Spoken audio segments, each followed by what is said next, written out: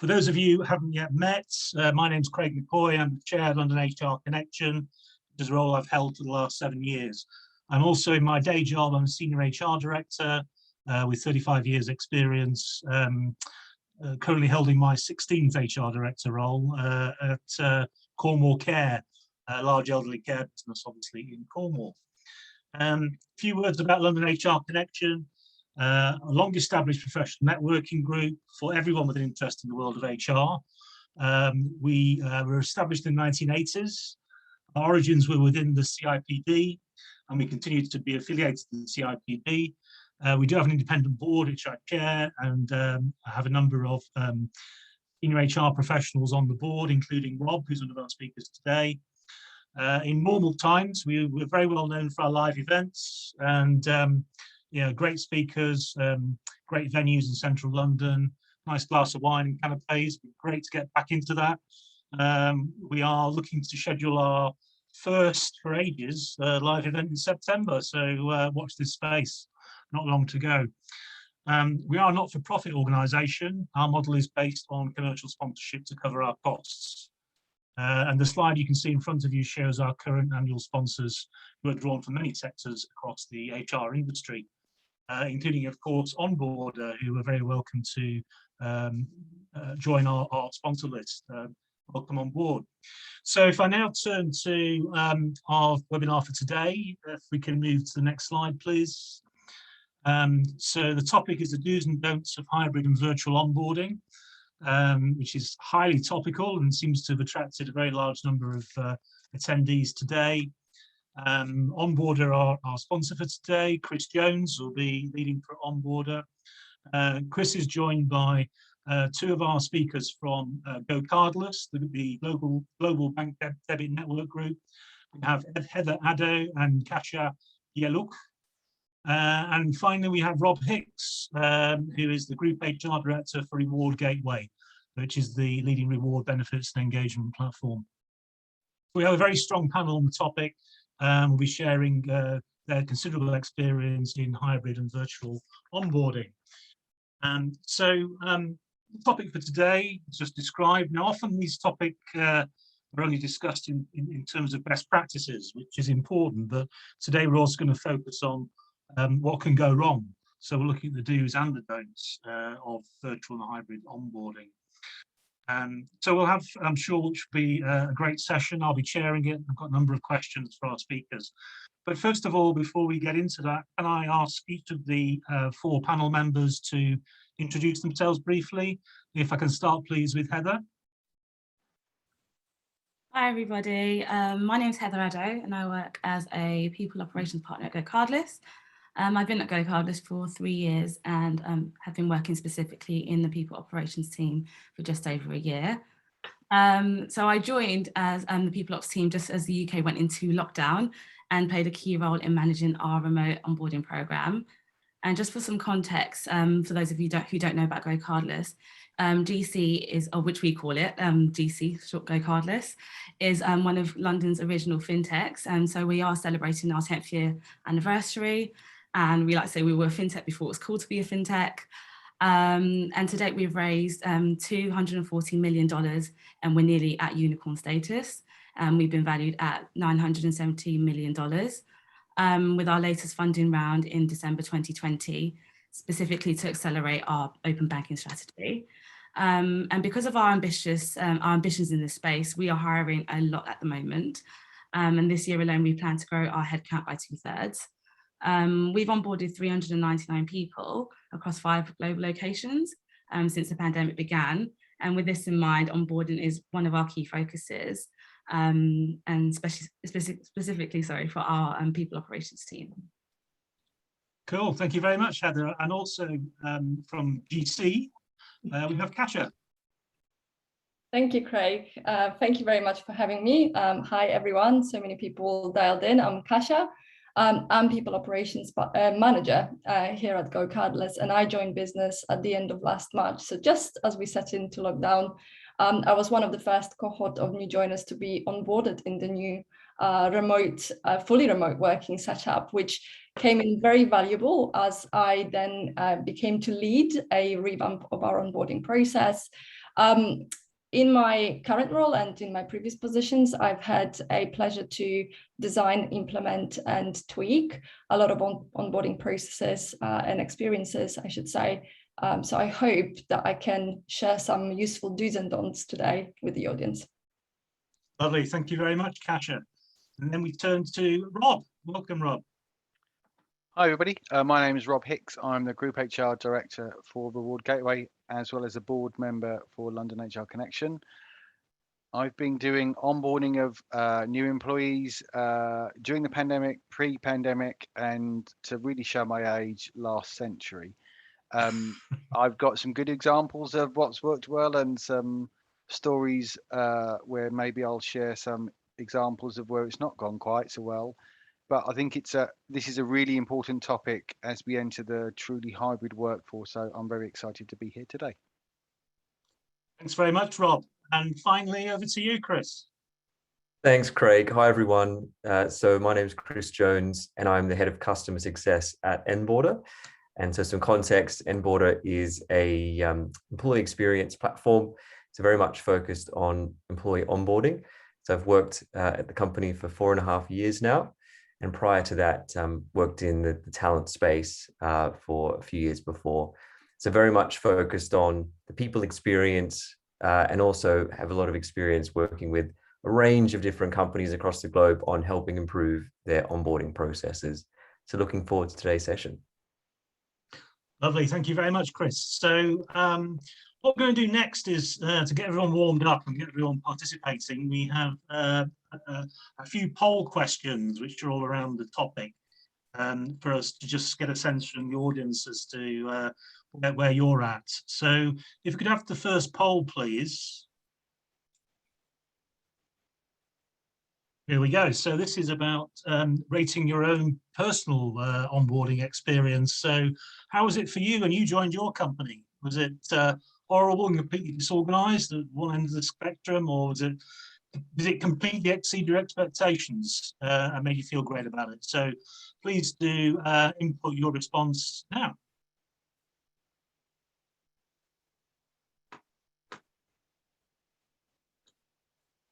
Wait a few seconds for you to respond.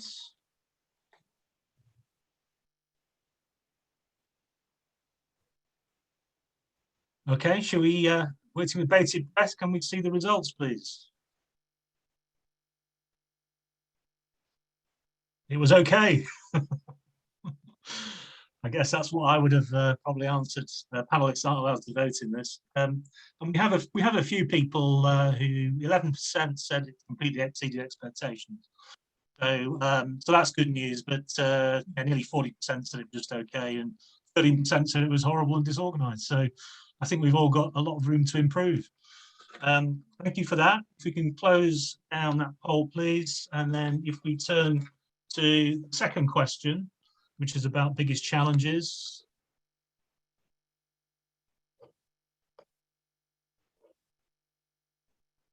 So here we go. What is your biggest challenge? You can only choose one of these 5. So is it to do with onboarding virtually? Is it managing logistics and manual tasks, consistency yet personalized, hiring managers' ownership, or making it fun and exciting?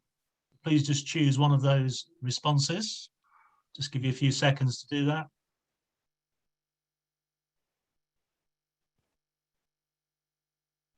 Okay, you've probably all selected, so can we see the results, please?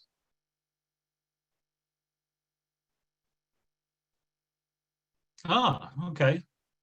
Quite split here, interesting. Consistency yet personalized experience, nearly a quarter. That was the highest, just about. Getting hiring managers to own it was the next.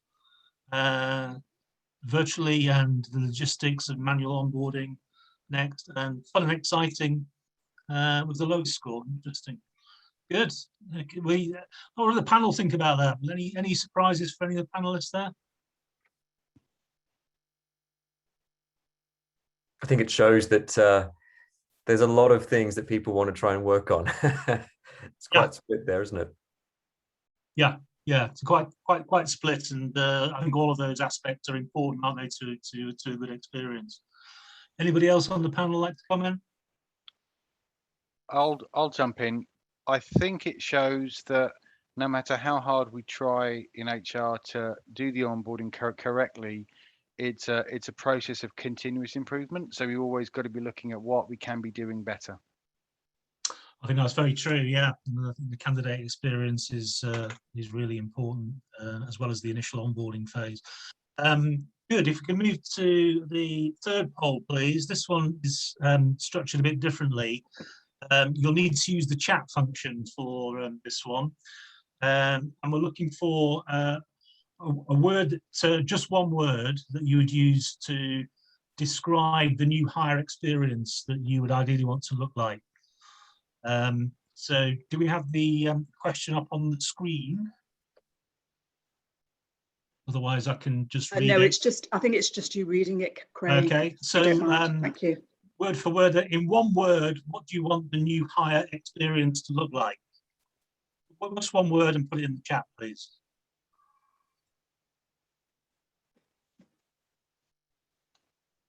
Coming in thick and fast by the look of it.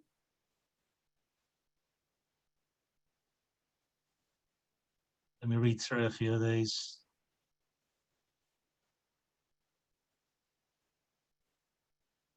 Engaging. There's lots of engagement, immersive, seamless, engaging, delightful, having a wow factor, if that's one word, if that's allowed. Welcoming, interactive, sharp, I like that. Inclusive, connective, slick, that's what we like to see. Awesome. Engaging, welcoming, personal, relevant. Yeah, let's hope it's relevant. Standardized, personalized, smooth, empathetic, useful. Let's hope so. Passionate, surprising. Okay. Tech savvy, like it. Okay. I'll give it a good spread, and we'll perhaps publish those when we do the recording. Meaningful. Thank you. Lovely. Thank you very much. Any comment from the panel? Is it any words that surprised anybody there from the panel? Interesting to see the same words coming up. I can see a lot of seamless and engaging, and I think that's a challenge that every single organization have. It just shows that no matter where you work and I guess how much resource you have, there is always similar challenges. So yeah, just interesting. Yeah, cool. Okay, can we move to the final poll, please? And we're back to the online questions. This is more about your workforce strategy.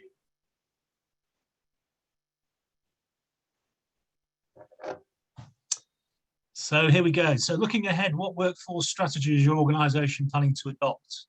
Is it fully remote? Is it a version of remote? A hybrid model? Everyone's coming back in the office, or we just don't know. We're not sure yet. Please choose one of those and input your answer.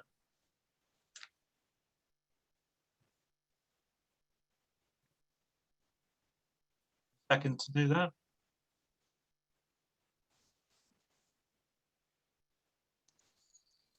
Okay, can we see the results, please?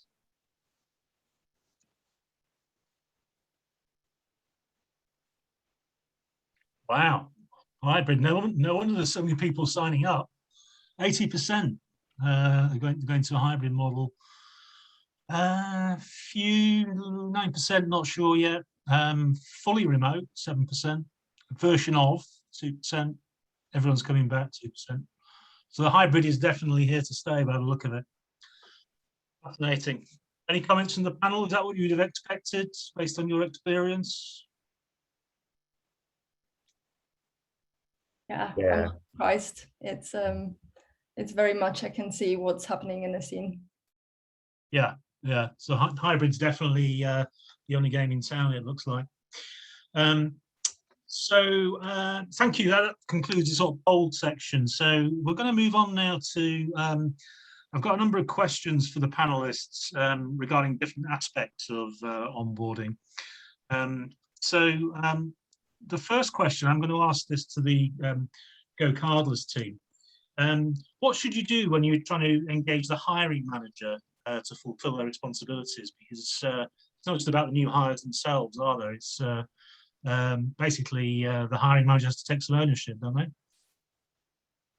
It's a $1 million question, I think. Well, I guess, so I think whenever I think about the onboarding experience, there is two elements to that. I think, first of all, it's about setting out the context and the expectations from the start. So what is it really that you as an organization want to achieve through the onboarding? So what's your end goal?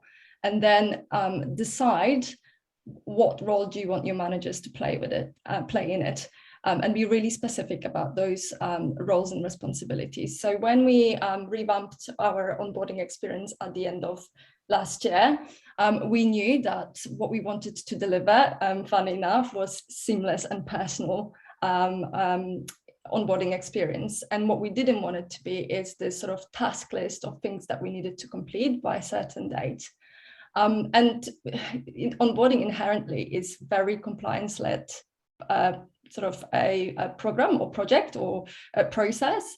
And so with that, it's really easy to lose the focus as to what that onboarding should be, which is bringing closer new joiner to your organization, giving them the tools to be able to perform well in their job, and move into that compliance space.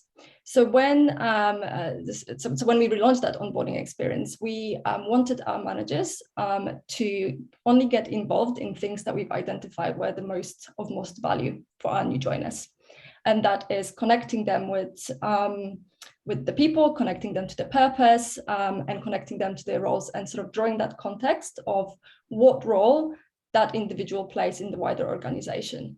We knew that they're very busy people, and we'd like to think that when somebody becomes a manager, that's their job. But the truth is that people manage teams and do other jobs on the side, managing projects and everything that comes with it. So how that, I guess, plays out in practice for us at GoCardless is that the managers are responsible for 4 key areas for us when they have a new joiner. First is introducing that new joiner to their function, their department. The second one is to introduce them to their roles and responsibilities. So again, moving, sort of going back to that, drawing context of what role they play in the team and in the organization, introducing them to any sort of tools and system that specific team and organization or function works with, and embedding them into the ways of working within the team. So could be a meeting cadence, could be sort of the ways of sharing feedback, working on the projects, and anything like that. And then what we decided is that the onboarding is really a collective effort. So there is not just sort of, I guess, one person or one team, and often it is a people team that owns a lot of onboarding. It's a collective effort. So we then had other teams within the business or other functions, so people, talent, IT, office, supporting our managers. And we really wanted to land that message in that we're there to support them and help them in doing all the other compliance bits. So anything from doing the background checks, the right to work checks, enrolling into payroll benefits, but also in addition to that, supporting our managers and new joiners in introducing them to the business. So within the people team, we are overseeing and managing the global onboarding program, what we call global onboarding program, which is essentially a series of different sessions that are taking place in the first week when the new joiner starts with us to introduce them to different parts of the business.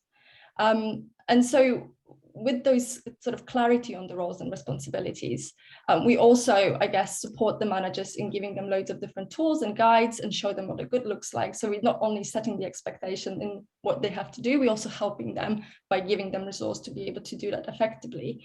So it could be, I don't know, like a template on, how to structure a really good first few weeks.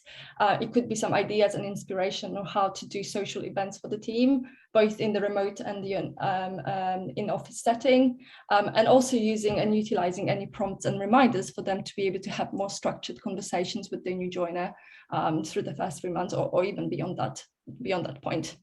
And I think the second element to that, around that roles and responsibilities, and what works really well for us at GoCardless, is that real-time feedback and data that we can share with our managers around the new joiner experience.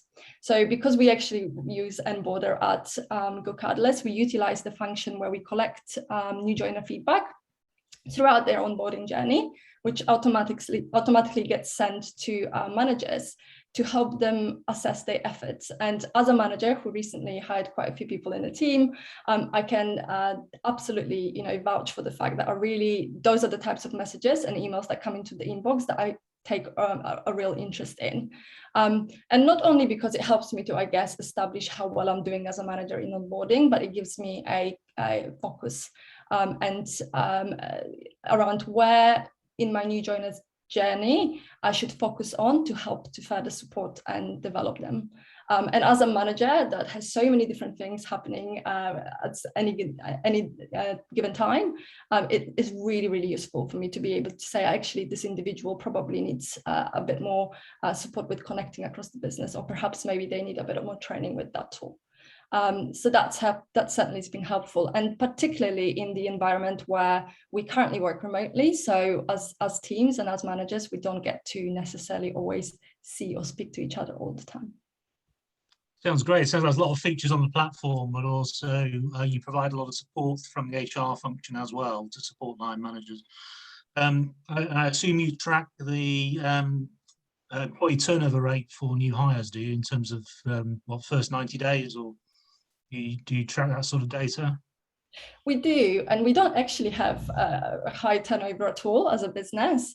I wouldn't, to be fair, I haven't come prepared with those numbers, but I would, from my memory since I've joined GoCardless, I don't think we had at all many people leaving us in the first 6 months, let alone the first 3 months. Excellent. Great. Lovely. Thank you, Kasia. My next question is for Rob. Rob, what are some examples of good or bad onboarding? What's the importance of getting it right? I think it's a great question, and I always think we need to be reminded of some of the, I'll call them horror stories, when we're thinking about why it's important. I've heard of employees turning up and there's no machine, there's no login, and because the manager's not aware of the process and it's not set up. I've also heard, perhaps the funniest story is where it's a returning person on a career break turned up to say, oh, they're back now after the career break finished, and the employer had no record of them existing and had to go into their archives to find them. This is, I am aging myself. It was paper records, and there'd been a change of system, but it was a story which is stuck. It was stuck with me. I think, why is it important to get right? It's the first impression, and when we arrive anywhere, be it at a party, a wedding, to a restaurant, and into work, that first impression is the one which is deepest within your mind and will last with the employee. So if they come in and they're not welcomed, that things don't work very well, that's a really bad tone, and that's what they will remember. And from an employer's perspective, that employee has made a really big life choice to join you. And I think we need to be really respectful of this. And so your job as an employer is to, on day one, assist that employee in having the best experience, because the better the experience, the faster they'll get up to speed and really, really impact why they've joined you, which is to help you grow your business and to really do the job effectively.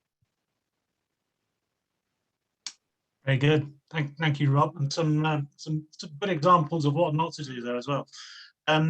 Chris, what would you say is the main core difference between managing in person and managing virtually?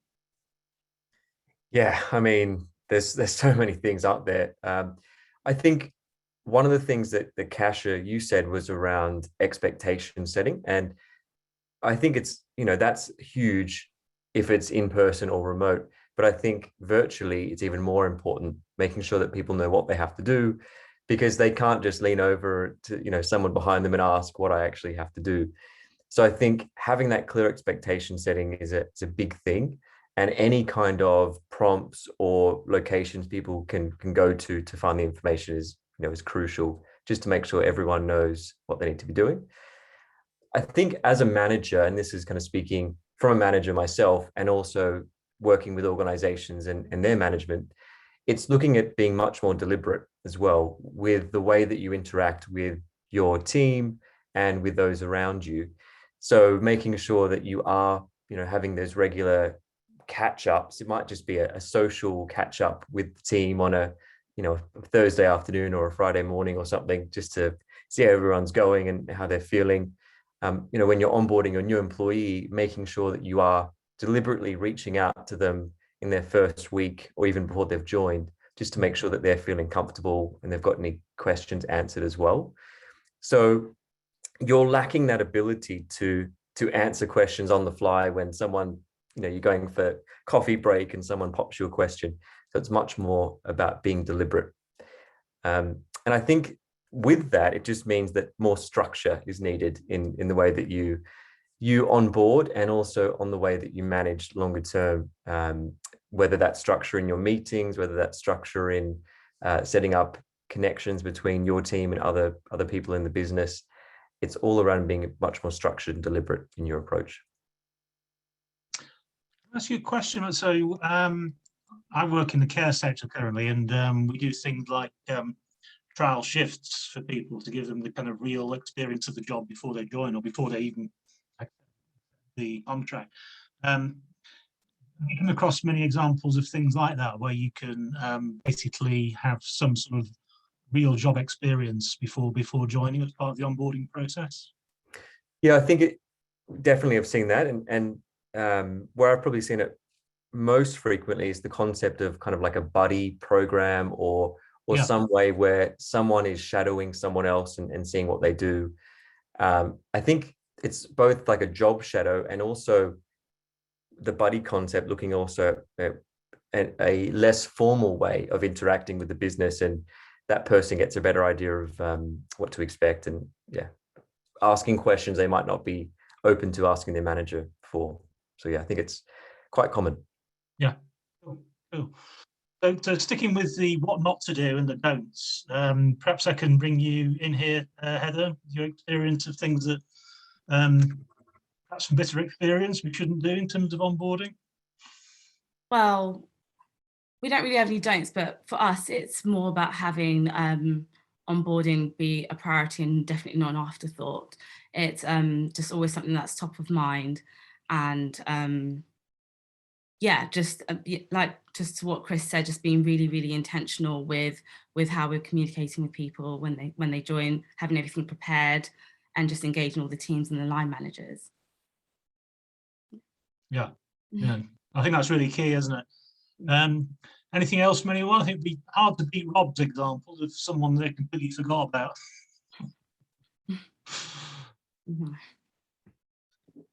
Okay, let's go on to the next section. So I want to ask a few questions about pre-boarding.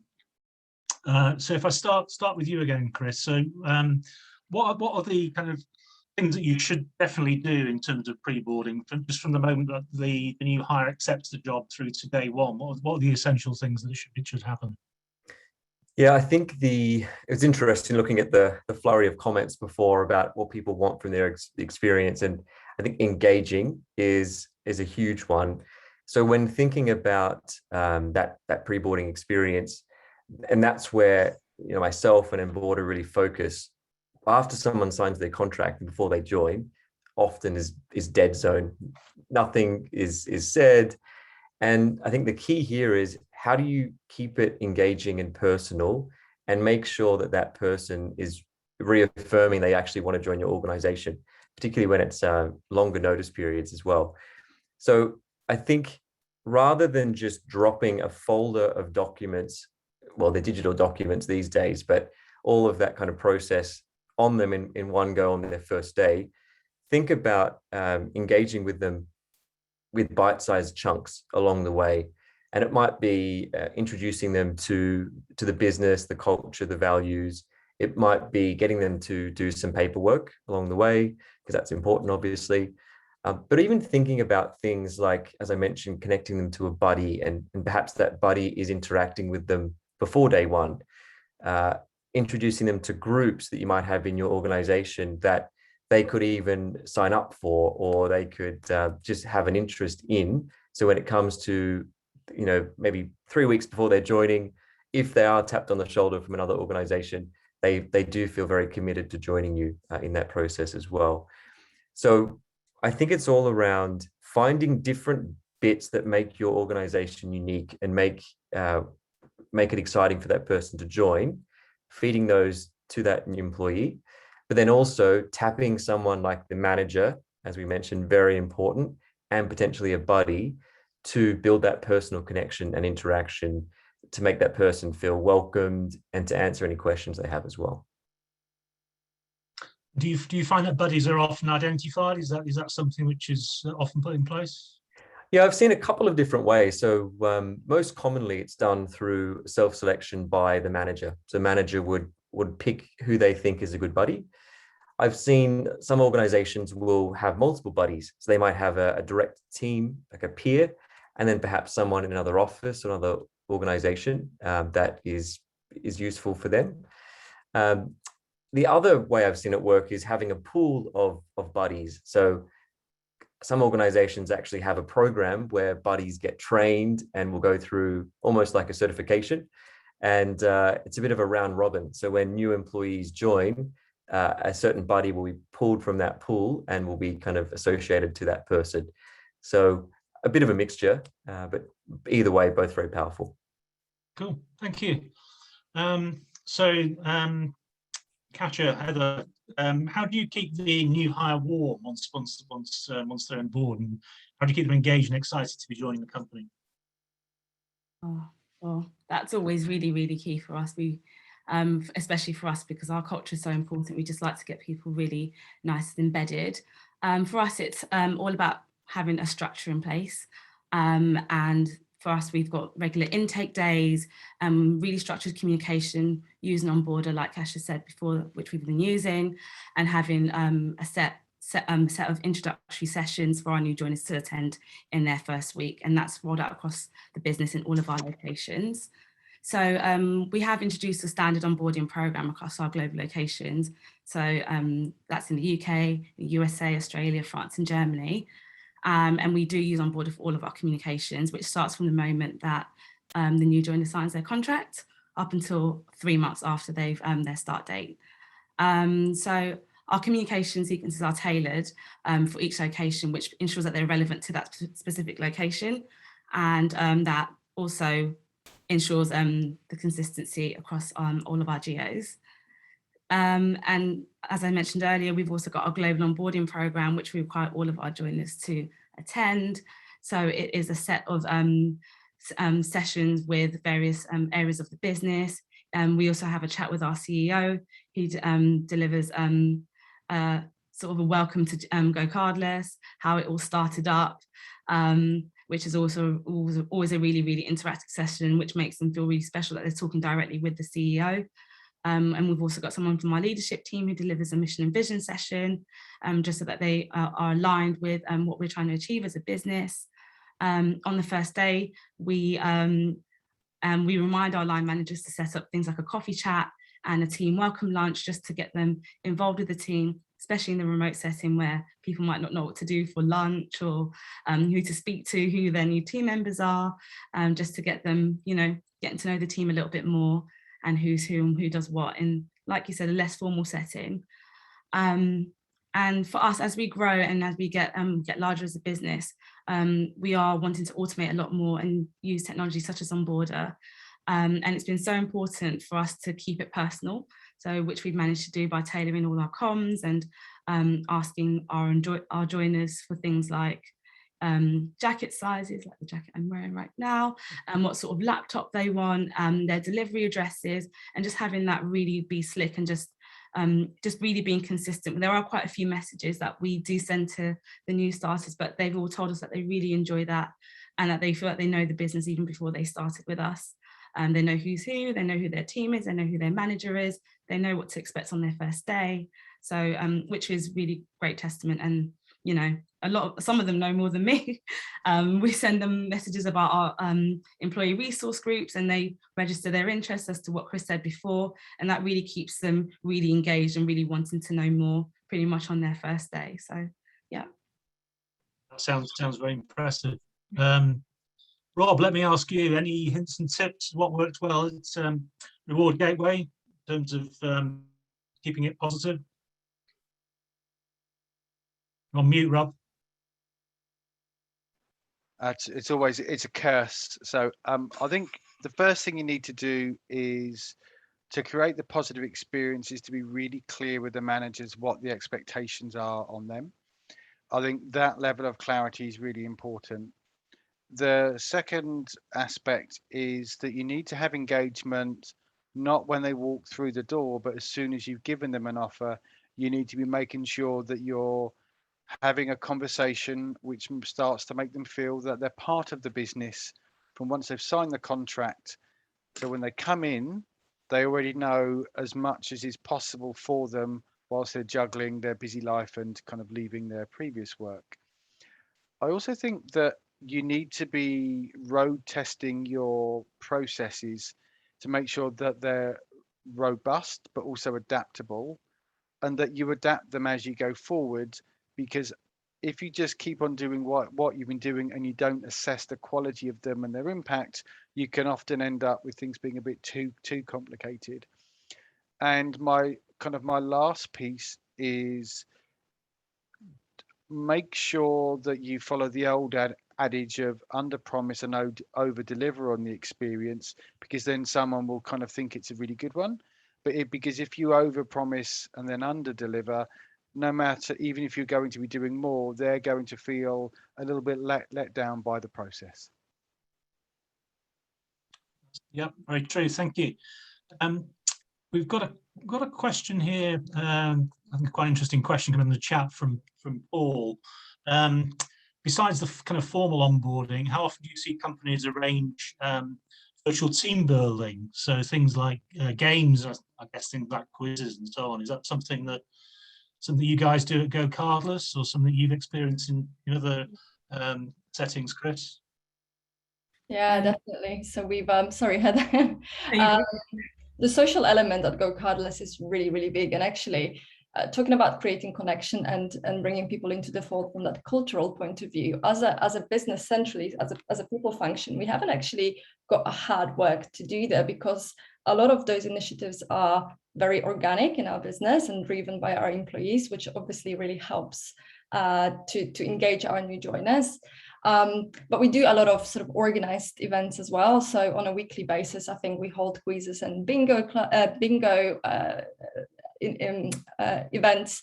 We have loads of sort of interest groups on Slack. So in the past, when we were in physical office, people used to get together, probably chatting by a coffee machine and saying, oh, I like cycling. Oh, I like cycling too. Do you want to meet every now and then and talk about cycling?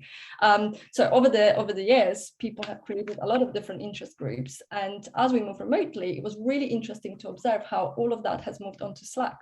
So we do leverage Slack a lot for creating different sort of common interest groups. And we do invite our new joiners, even before they join, to sort of get engaged with all of those groups, which had already talked about.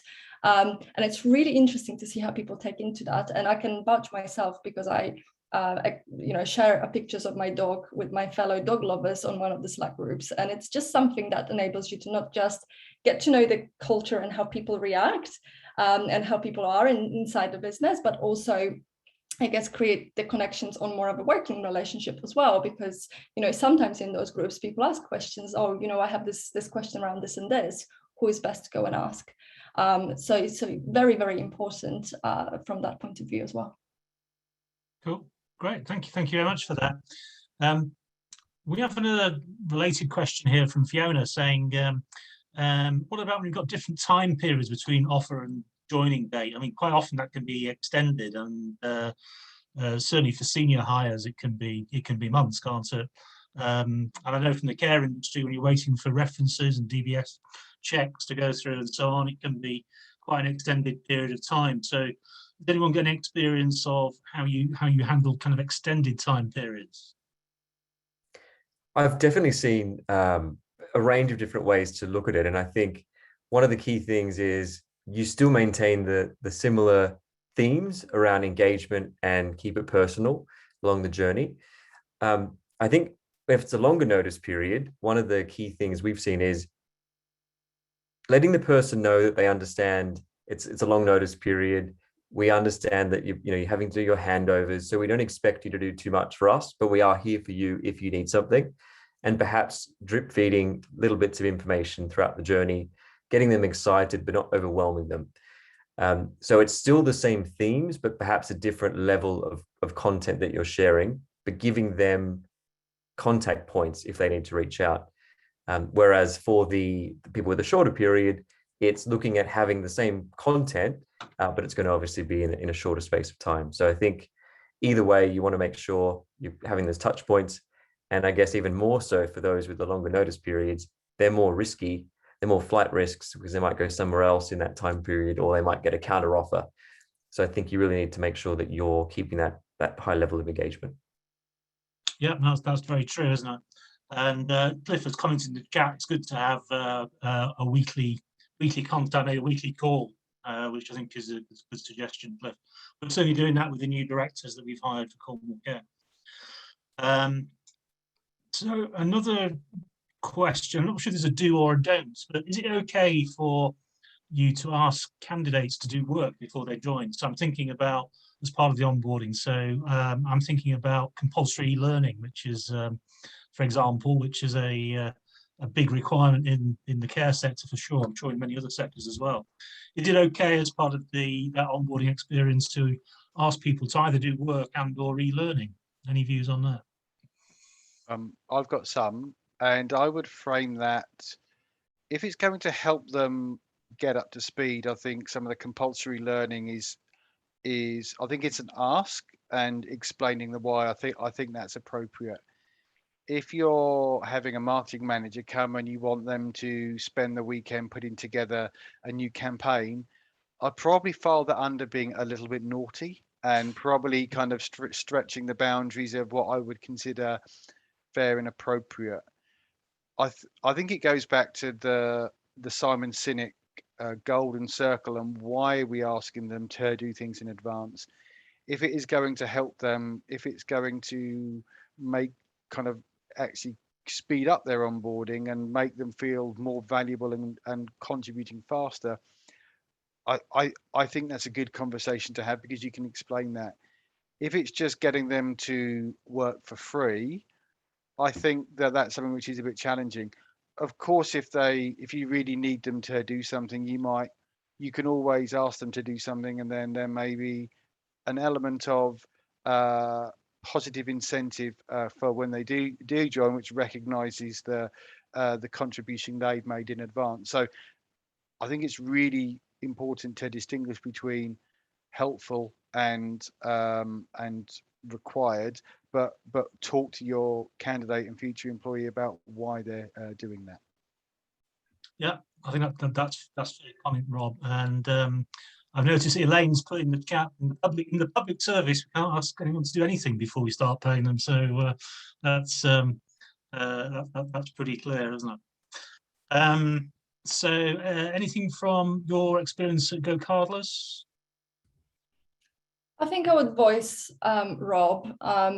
Perhaps it depends on what it is that you're asking to them in terms of in terms of learning. You know, if it's a whole day session where they need to take time off for their existing work, perhaps that's not maybe appropriate. But maybe it's about reframing it and thinking, actually, is there something that you could share in terms of content around learning and introducing them to the business? So maybe it's not necessarily a learning and completing a different course, but sharing a pieces of information about your business and that why ahead of their first day, maybe through some automated messages or content that brings them to close. So when they join, that sort of element of onboarding or, you know, creating that or learning or, you know, whatever test you need them to do as part of that, it's quicker.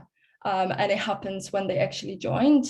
I'm a great believer in, and I worked always in scale-up businesses where managers want new joiners to start contributing to their jobs pretty much from day one. So managing that expectation, and actually everybody needs a time of adjustment. Everybody needs to have a period where they come in and learn and observe, because it will pay back in the future. So that's how I would position it.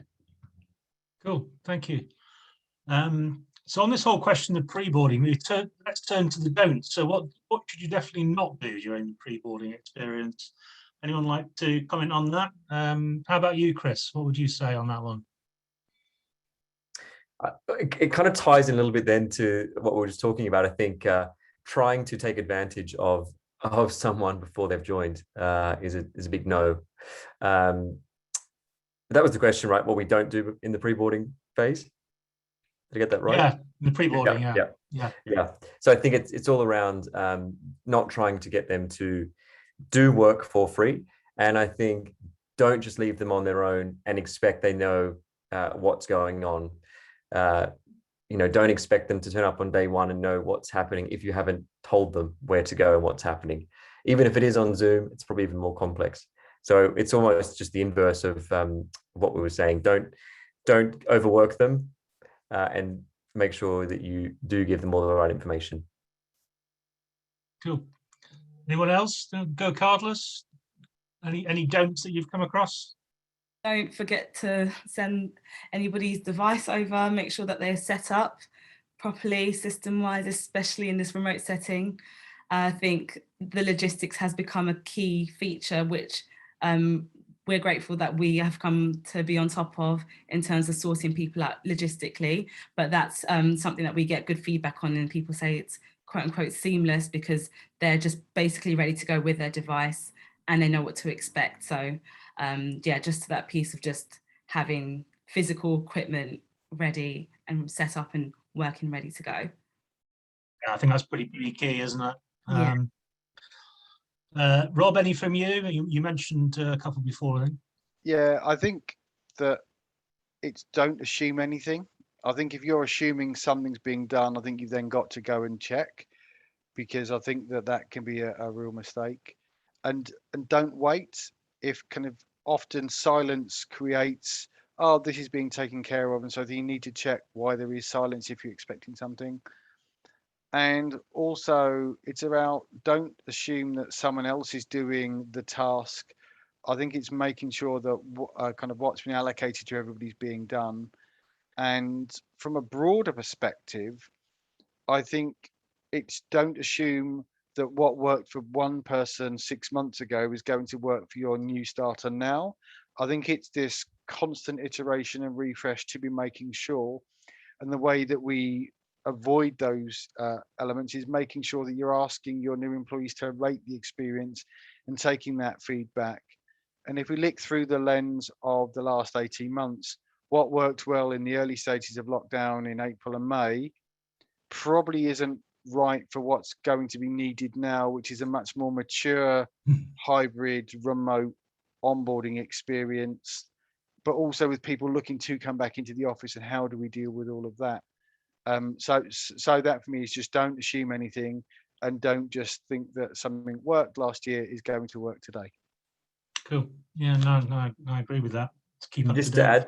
to add to that, Craig, I was just maybe think of something. It's around the connectedness between different systems. So, Rob mentioned around don't think something works that it did 6 months ago. I almost challenge everyone to put themselves through an onboarding experience. You actually yourself put yourself through an onboarding journey and see what it's like, because it's really interesting sometimes when you see how many links you have to click to do something. You've got all these different departments reaching out to you. So it's almost like a review of what it's like, but actually you putting yourself through it. Because if everything's disconnected, it creates this very confusing experience. So I thought I'd add that as well. Cool, thank you. I'm going to move on to the next question, which is around good practice in new hire orientation, virtually versus in person. And the first question is for Rob. So what's been your worst and best experience of onboarding? You've given us a couple already, I think. Yeah, I won't kind of repeat the kind of earlier stories. I think an early one for us in the pandemic when we were hiring was the whole world ran out of laptops, and we had a new person who was joining, and they were in the US, and the US was completely out of laptops, and it was a hunt the MacBook, and kind of eventually we found one, and then we could take care of that for now. And I think that often in HR, when we're looking at that, if something does go wrong, you've got what's my immediate solution, and then build a long-term solution for there. And I actually think that the second piece for kind of what I call like a nightmare scenario, particularly in this hybrid world, is you have an employee who's got a great program, the manager's really engaged, and the employee has got the laptop, is expecting to spend all week with the manager, and then the manager's sick. If there's been a lot of engagement with the manager, the employee might be a little bit shy, might not know who to talk to, and actually it's making sure that you're not reliant on one person, because the horror story is somebody's assumed that the manager's taking care of it. The manager nowadays could be with COVID, or could be out of operation for any reason. And I think it's making sure that you've got the resilience within your system to make sure that if person A steps out, that person B can step in. Because if we go back to what it was like 2 years ago, a new starter would come into the office and the whole team would support with the program, it's that social and cultural capital which you'll be able to share, and how are you doing that, that's really, really important. So I think it's just really making sure that you've got everything built in to make sure it's successful. Cool. That sounds very, very good. Let me ask the same question to Chris. So, Chris, what's in your experience? What's been your sort of best onboarding story to tell us, as you specialise in this area? Yeah, well, I mean, Kasha and Heather are probably a good example. But apart from the GoCardless journey, yeah, we've seen some great stories, in particular over the last 18 months. One I've really liked is a company we work with in Dubai, and they focus in the Middle East. And they have such a dispersed kind of workforce and different cultures and backgrounds and all the rest of it. And they were thinking, what's the best way to build connections? And they've actually thought about this concept of onboarding as a set of missions. So it's different missions that these people are completing to get welcomed into the company. So for example, the first mission is all around that new joiner having to have a one-on-one with their manager, but take a selfie, which they then share with the onboarding team. And then that kind of becomes like a bank of images that they will then share at the end of the year. They then look at the second mission, which is focused on having a catch up with the buddy. And there's 3 distinct questions that they're tasked with to go and ask the buddy about themselves and about their experience at that company, which they then again share back in with the business.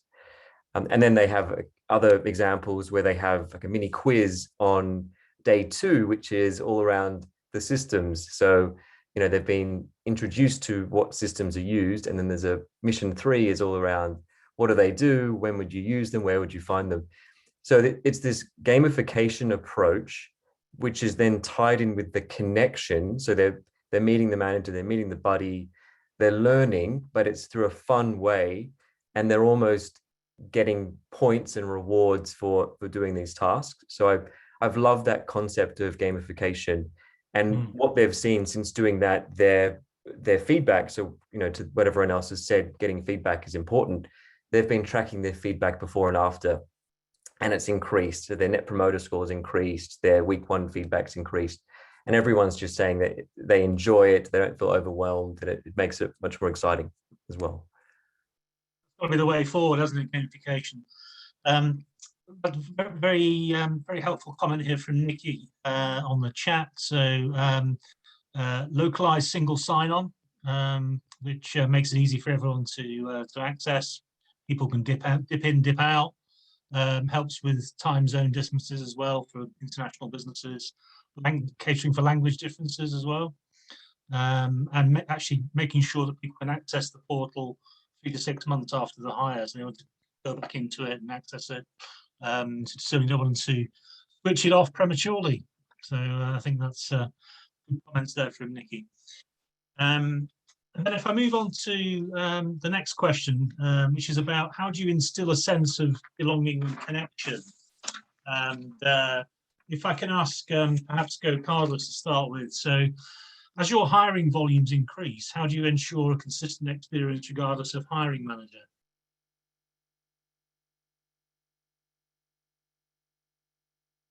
Yeah, so I guess for us, and we are scaling a lot, and which is one of the reasons why we had to look at our onboarding experience across the board.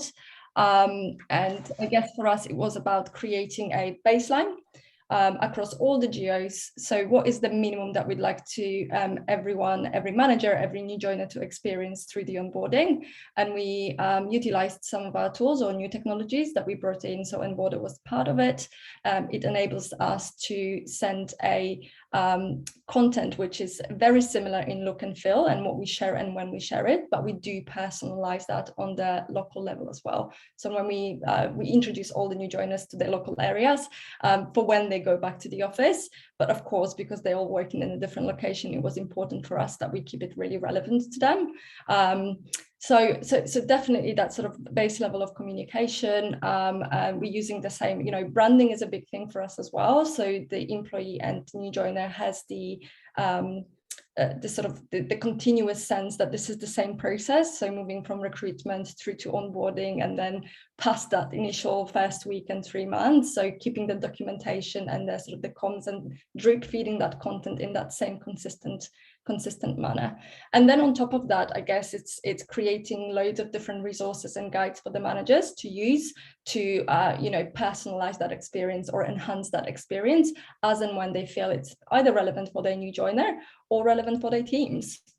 So definitely creating that baseline. Automation is a big thing, and I know I say that a lot, but really looking at your processes. You don't necessarily always have to introduce a new technology, but it's about looking and maximizing the way you're working. So looking at your process maps, asking yourself what you should do versus what you shouldn't do. Maybe you do some things in your onboarding processes that you no longer have to do. And really looking through it through the lens of global. For us, it's a lens of global because we have employees all over the globe. So it's looking at, is this message or is this process or is this task applicable to all the employees? And if not, what should we put in place so that it's still relevant and consistent, but applicable to the specific employee, and not just, I guess, through the geo, but also through inclusion and diversity and any other initiatives that we run in the business, and those are really, really big for us. Very good. And just give us a sense, Kasia, how many new hires do you take on a month, and are they international? Yeah, we get range of different teams. So on average, I would say anywhere between 40 to 50 new hires every single month across the globe. So UK is still our biggest office, with I think around 500 employees perhaps. But we do scale up equally fast in all other global locations, yes. And do you have different language versions on the platform? Not yet. It's something we actively explore, and probably one of the areas that we want to look at is our HR system and perhaps the documents. Definitely on our agenda, a big project, but it's not something, again, I think for us, when we optimizing our onboarding experience and any other people process, really, we always ask people what it is that they want and what's on the key actions on the agenda. And actually, we went to our managers recently asking them for feedback on what they want moving forward. And actually, language optimization was one of the criteria, and that was one that scored the least.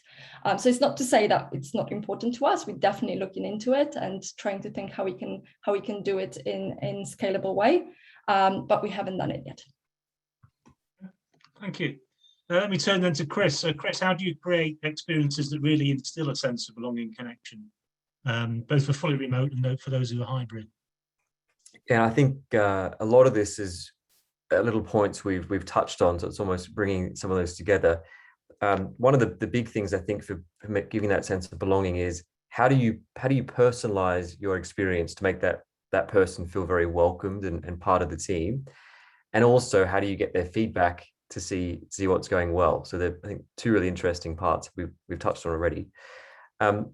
One of the key things, given the nature of the topic today, is about the manager and how do we make sure that the manager is very much involved in the process, but to Rob's point, isn't the sole person involved in the process. So they're almost like the orchestrator or the coordinator who will be there to be a point person, will perhaps pick a buddy to help in the process.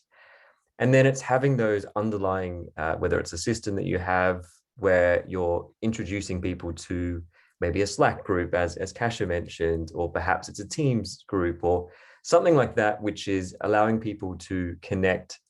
And I think if you can almost give them the flexibility to choose what they're interested in. So if you said to them, do you want to get involved in our Dogs of GC group, or do you want to be more focused on, I don't know, whether it's coding or something? And based on that personalization, you can then present them with correct information and correct groups, which just makes people feel more connected and more belonging. I think then, the next part is thinking about how do you then get your hybrid workforce working together. It'll be interesting moving forward when some of us are back into the office. Little things around, perhaps there's one day a week where you might say, let's all be in the office so we can have our team meeting and maybe go for lunch or something like that. But not forcing 5 days a week. It might just be a set time. Even little things like video recordings. It might be like perhaps the manager shares a quick little 2-minute video while they're going on their daily walk, which they share with the group in the Slack or Teams channel, which again shows that they're present. They're still there, even though they might be slammed.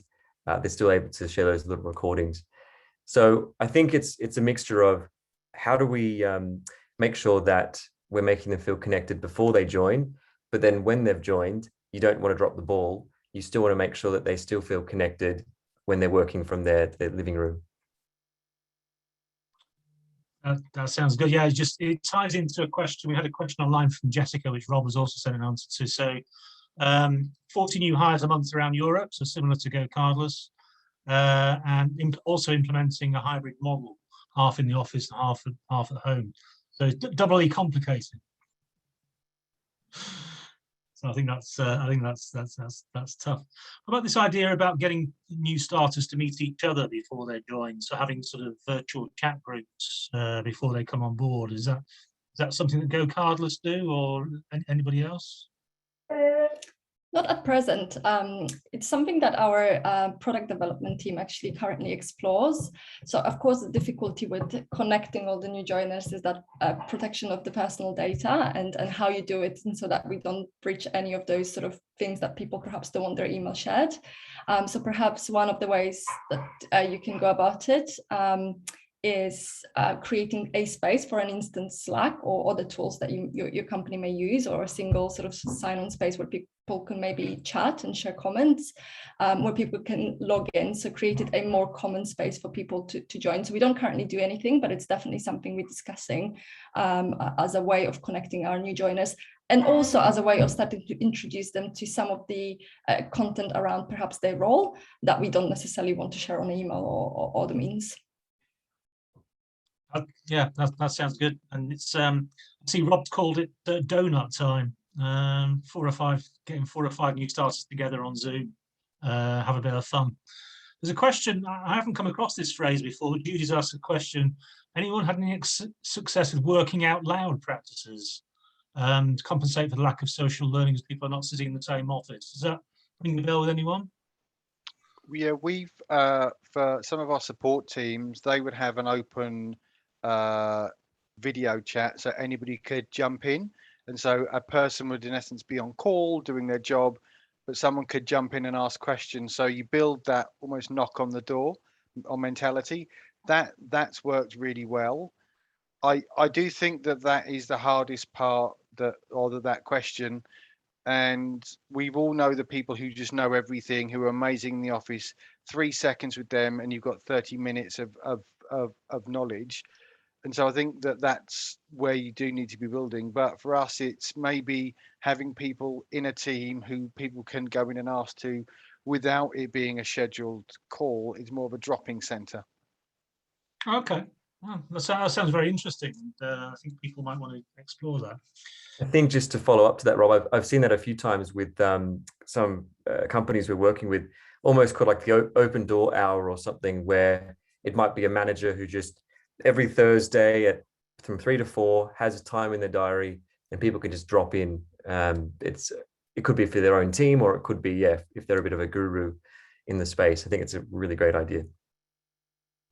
And Jessica's just said you have a session where half the team's in one large room, the other 20 are online. So yeah, it could be a mixed approach with Q&A, small group tasks, debrief in the room and online video conference. Okay, so we've got some experience there to draw upon.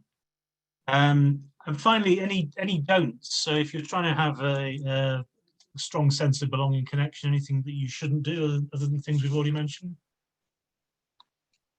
I think there's a couple for me. Is don't do the same plan for in-person as you will do for virtual. I think they've got different cadences. And I think a really important one is don't pack all day back-to-back video calls, because people need time to decompress. They need to learn, or everyone learns at different paces. They learn through different mediums. I myself am a reader and a trier. If someone talks at me, I kind of need to take notes there. And I think that don't assume that the employee is going to have the confidence to go out and build those connections. You've got to really help them, which is where the donut time is. We pair people on a one-on-one, everybody gets that. But it was just occurring to me that you could have a new starter hour and you might have 20 new starters. You do Zoom, you can do the breakout rooms, and you can do the old icebreakers. And I think that's a really good investment, because we all remember when we joined firms, when we all went to the office on day one, and there would be new people and you kind of come together because you've got that shared sense of newness. And now everybody's virtual. How do we recreate that? And I don't think we can in total, but what we can do is we can give people the connections to go, I know Craig, he's also new. Hi, Greg, I saw you within that. And once the ice is broken, then that connection can start to build and we can help people along that journey. And kind of, and that would be my things around, look at the don'ts and turn them into positives by having actions to avoid them. Yeah, I definitely agree with that. We rolled out our buddy scheme, which was new, and we, especially because of the remote setting and having been a buddy a few times to some of our new GCs, I found that proactive approach of if they're just a little bit quiet, just reaching out to them on things like Slack and just saying, how's your week going? And really just inviting them just to tell you, off the record, to somebody who's maybe not linked to their manager, how they're doing and how they're settling in has been really, really effective in just pointing our joiners in the right direction and things like that. And I just think that that's been really, really key in just forming relationships and just getting them nice and embedded in the business. So yeah, I think the buddy scheme is something that we weren't doing before, but it's something that's probably here to stay. And yeah, I think yeah. And one thing to add to that as well, I think, in terms of the don'ts, is to don't apply one fit all approach. So it's important that different people will create that sense of belonging in different ways, and we know we all have different preferences, so it's about having a range of different outlets or sort of initiatives for people to get embedded through. So if donut and sort of dropping into a coffee with 5 other people that you've never met is your thing and it works, that's great. It doesn't work for everybody. Maybe some people prefer to have a one-on-one relationship with a buddy. And so having a couple of initiatives that perhaps you as a business run more centrally is great, but also promote things that already work in your business and that your employees are doing, because those are the most authentic ways of bringing people on board. So, just going back to those Slack groups or the employee resource groups, they've been incredibly powerful for us. So we didn't have to actually go and build them. They existed. We just promote them. And having it all in one place for your new joiner when they join, so they can have a look and have it all at glance, is really, really helpful for them to then, I guess, go and try and test, or maybe just see, oh, actually, this sounds like something I'd love to do, and give them this opportunity to do that. Sounds good. Thank you. We've got a question from Paul who asked, does anyone send a gift basket or home goodies to new staff before they join? I've come across people sending Kit Kats and digestive biscuits, but a gift basket, hopefully with some alcohol in it, sounds good. Any experience from anyone on the panel? Goodie bag with some GoCardless swag. Again, shout out to the people that gave me my jacket, and a cooler bottle. I think some nice fancy chocolate, and we have a lot of our GCs taking a picture and putting on LinkedIn, and that really just skyrockets how happy they are on their first day. And our workplace team do an amazing job at just arranging that, and it's just a nice little cherry that we arrange for people. I should come and work for you. I'd agree. It's fine. I'd you agree do actually get another jacket when you hit 3 years. You get a red jacket. I think Heather has both blue and red jacket now. I'd echo Heather's point. Never underestimate the power of swag and kind of that feeling of inclusion, because it immediately makes you feel part of the team. What we've done is we originally had the onboarding box where there would be lots of things which would be aligned to our mission and our values, but we've been switching that because of hybrid to a more digital experience where to unlock some of the prizes which they get, it has to be linked to kind of using our product. So to Chris's point about gamifying the process, I think that can be really helpful. And I think it's about the objective. So for us, it's new employee, we want you to use the things which we sell. So we incentivize you to do that, and there are rewards, as well as giving you nice things to kind of have, which then embodies the relationship with the business. So I think that's really important. And then I think there's just one final piece. Again, I'm going to say really boring and agree with kind of Heather. It's not, you can't run this centrally. You've got to have the central team doing it. You've got to have the manager doing it, and you've got the team responsible for this, creating the social connections and making people feel included at that friends level, not just giving people stuff to learn. And I think that it's a team effort, which is kind of really important. Very true, very true. So I love Nikki's comment here, pizza, kebabs and fish and chips. Delivered to people's home at the same time as a Teams call. Sounds like a good idea to me, but probably a gin and tonic would be more up my street. But that sounds great. I think we've covered all of the questions in the chat. Any final words from anyone?